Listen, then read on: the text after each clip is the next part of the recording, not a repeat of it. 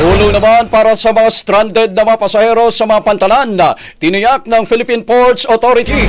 Brigada Katrina Conson, ibrigada mo! Brigada Live Report! Tiniyak ng Philippine Ports Authority ang tuloy-tuloy na pagbibigay ng tulong sa mga pasaherong na stranded sa iba't ibang pantalan sa bansa. Ito ay kasunod ang kanselasyon ng 61 biyahe dahil sa masamang panahon.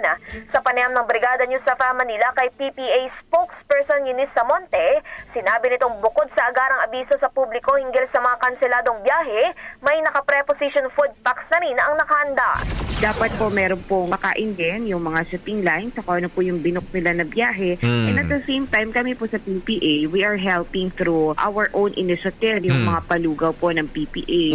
And then recently, nitong June 27, meron pong Memorandum of Agreement and DSWD with PPA. Yan po yung prepositioning ng mga food pack. So, sabihin, meron na po tayo dyan mga ready-to-eat meals, no? Nilagay po yan sa lahat ng pantalan. Ayon pa kay Samonte, nagkukusa rin ng ilang port offices na magpakain ng mga stranded gamit ang sarili nilang pondo. Samantala, kabilang pa rin sa mga apektadong lugar ang mga pantalan sa Batangas, Bicol, Palawan, Masbate, ilang bahagi ng Visayas at Mindanao. Patuloy naman nakikipag-ugnayan ng ahensya sa Philippine Coast Guard para sa pag-lift ng suspension ng biyahe. Sa ngayon po, wala pa naman dahil nararanasan pa rin po yung bugso nitong tropical depression na si Christine.